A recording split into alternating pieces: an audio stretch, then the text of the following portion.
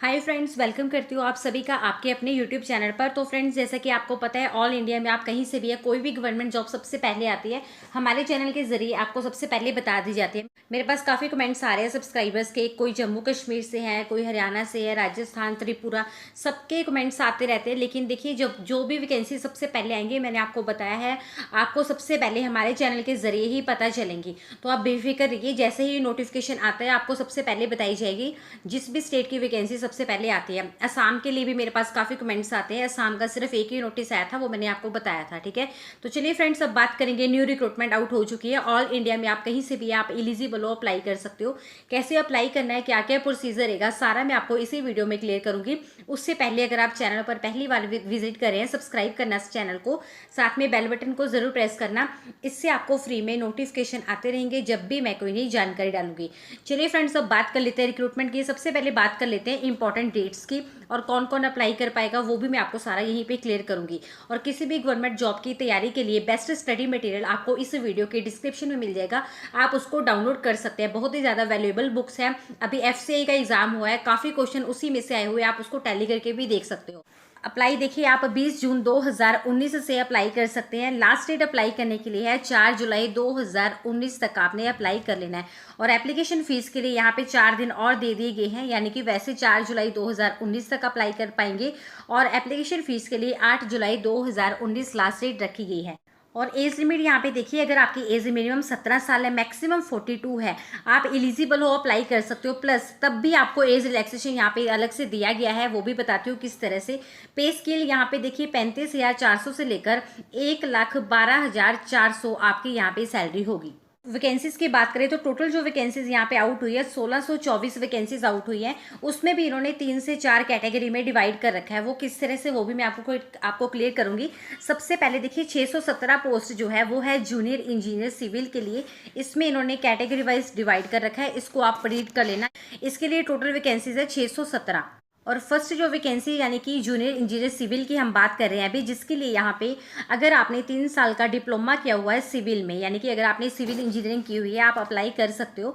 या अगर आपने सिविल इंजीनियरिंग डिप्लोमा नहीं किया है 3 साल का, अगर आपने बीटेक की हुई है सिविल इंजीनियरिंग में, तब भी आप इस पोस्ट के लिए एलिजिबल हो, अप्लाई कर सकते हो। और साथ में एक कंडीशन और है, अगर आपने 10th या अपने 12th क्लास, ठीक है, वो आपने हिंदी या संस्कृत में किसी भी एक सब्जेक्ट के साथ पास आउट की है, चाहे 10th हो चाहे 12th हो, दोनों में किसी भी एक सब्जेक्ट के साथ पास आउट की है, आप एलिजिबल हो, अप्लाई कर सकते हो। एज लिमिट मैंने आपको बता ही दी है, सैलरी भी बता दी है। नेक्स्ट जो पोस्ट है देखिए, 35 पोस्ट है जूनियर इंजीनियर मैकेनिकल के लिए है। कैटेगरी वाइज आप रीड कर लेना, मतलब जनरल के लिए कितनी है, ओबीसी के लिए कितनी है, ये आप खुद देख लेना। ठीक है, ग्रैंड टोटल जो है वो 35 है। इसके लिए इन्होंने 3 साल का डिप्लोमा मांगा हुआ है मैकेनिकल में, यानी कि अगर आपने मैकेनिकल इंजीनियरिंग की है आप अप्लाई कर सकते हो। या अगर आपने बीटेक की हुई है मैकेनिकल इंजीनियरिंग में, या बैचलर इन इंजीनियरिंग अगर आपने मैकेनिकल इंजीनियरिंग मतलब की हुई है, आप एलिजिबल हो, अप्लाई कर सकते हो। इसके लिए भी सेम कंडीशन है, 10th या 12th में अगर आपने हिंदी या संस्कृत के साथ अगर आपने पास आउट किया है। सैलरी एज लिमिट इसके लिए भी सेम है। अगली जो पोस्ट है 34 पोस्ट है जूनियर इंजीनियर इलेक्ट्रिकल के लिए।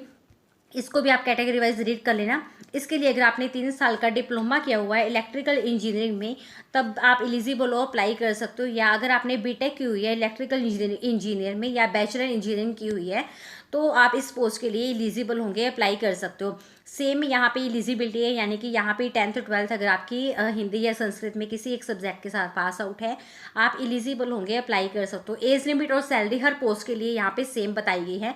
उसके बाद देखिए 27 पोस्ट है जूनियर इंजीनियर सिविल, लेकिन ये है जो म्यूनसिपल कमेटी काउंसिल के लिए है। ठीक है, स्टार्टिंग में फर्स्ट वैकेंसी आपने देखा होगा, हमने बात की थी 617 पोस्ट के लिए जूनियर इंजीनियर सिविल के लिए। ये है जूनियर इंजीनियर सिविल, लेकिन म्यूनसिपल कमेटी काउंसिल के लिए है 27। इसके लिए इन्होंने डिप्लोमा मांगा हुआ है सिविल इंजीनियरिंग में, सिंपल। अगर आपने सिविल इंजीनियरिंग में डिप्लोमा किया हुआ है आप अप्लाई कर सकते हैं।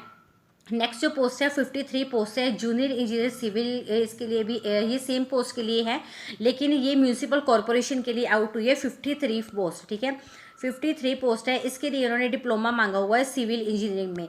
अगर आपने किया है आप अप्लाई कर सकते हो। लेकिन जो ये वाली पोस्ट के लिए जो आपकी सैलरी है वो 7th पे लेवल के हिसाब से रहेगी, यानी कि 34,800। और बाकी सारी पोस्ट के लिए मिनिमम 17 एज बताई गई है, इसके लिए मिनिमम 18 बताई गई है। उसके बाद जूनियर इंजीनियर इलेक्ट्रिकल में 9 वैकेंसीज़ है, ग्रैंड टोटल 9 देखिए मेंशन कर रखा है। अगर आपने इलेक्ट्रिकल इंजीनियरिंग में डिप्लोमा किया है आप अप्लाई कर सकते हैं। उसके बाद से 6 पोस्ट है जूनियर इंजीनियर मैकेनिकल में। अगर आपने मैकेनिकल में डिप्लोमा किया हुआ है आप इस पोस्ट के लिए एलिजिबल हो, अप्लाई कर सकते हो। नेक्स्ट देखिए 5 पोस्ट आउट हुई है हॉर्टिकल्चर जूनियर इंजीनियर के लिए।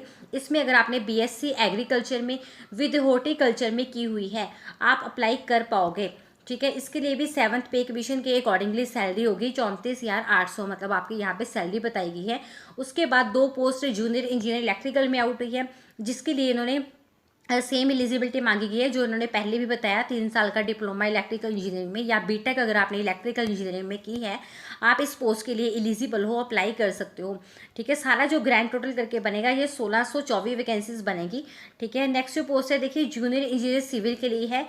इसके लिए जो वैकेंसी है देखिए कुरुक्षेत्र डेवलपमेंट बोर्ड कुरुक्षेत्र हरियाणा के लिए ये वैकेंसी है। वैसे सारी वैकेंसीज हरियाणा के लिए, लेकिन इन्होंने डिवाइड कर रखा है जिस तरह से देखिए हाउसिंग बोर्ड हरियाणा के लिए है 33 पोस्ट सिविल में, जूनियर इंजीनियर 33 पोस्ट है, ठीक है। इस पूरे नोटिफिकेशन को पहले आपने अच्छे से रीड करना है। अगर आप एलिजिबल है ज़रूर अप्लाई करना है इस पोस्ट के लिए। अब हम बात करेंगे अप्लाई कैसे करना है और एप्लीकेशन की फ़ीस यहाँ पे क्या क्या बताई गई है। इसके अलावा भी और काफ़ी सारी वैकेंसीज है, आप उसको चेक कर सकते हैं। और देखिए यहाँ पे अपर एज लिमिट के लिए एज रिलैक्सेशन दिया गया है 5 साल का SC ST के लिए। और यहाँ पे ध्यान रखिएगा जो एज रिलैक्सेशन है वो सिर्फ हरियाणा स्टेट डोमिसाइल को दिया जाएगा, मतलब आप अप्लाई कर सकते हैं ऑल इंडिया में कहीं से भी है। लेकिन सपोज दैट आप किसी और स्टेट से है, मान लो आप हिमाचल से हो, ठीक है, लेकिन आप आते हो SC या ST में, यहाँ पे एज रिलैक्सेशन आपको नहीं दिया जाएगा, मतलब आपको यहाँ पे जनरल में काउंट किया जाएगा, ठीक है। इसकी बात करेंगे मेल एंड फीमेल के लिए, चाहे आप किसी भी स्टेट के रहने वाले हैं हरियाणा को छोड़कर, ठीक है, हरियाणा के अलावा किसी भी स्टेट के आप रहने वाले हैं, मेल फीमेल दोनों के लिए 150 रुपीज़ एप्लीकेशन की फ़ीस है, यानी कि 150 रुपीज़। लेकिन PWD कैंडिडेट्स या एक्स सर्विसमैन जो अप्लाई कर रहे हैं अगर हरियाणा के हैं उनके लिए कोई भी एप्लीकेशन की फ़ीस यहाँ पे नहीं बताई गई है। और फीमेल देखिए हरियाणा रेजिडेंट के है जो जनरल में, उनके लिए 75 रुपीज़ एप्लीकेशन की फ़ीस बताई गई है। SC BC EWS कैंडिडेट्स जो कि हरियाणा स्टेट के हैं उनके लिए मेल के लिए 35 एंड फीमेल के लिए 18 रुपीज़। ये देखिए ऑफिशियल वेबसाइट है hssc.gov.in पे जाके आपने अप्लाई कर लेना है। इंपॉर्टेंट डेट्स मैंने आपको बता ही दी है, 20 जून 2019 से लेकर 4 जुलाई 2019 तक आप इजीली अप्लाई कर सकते हैं।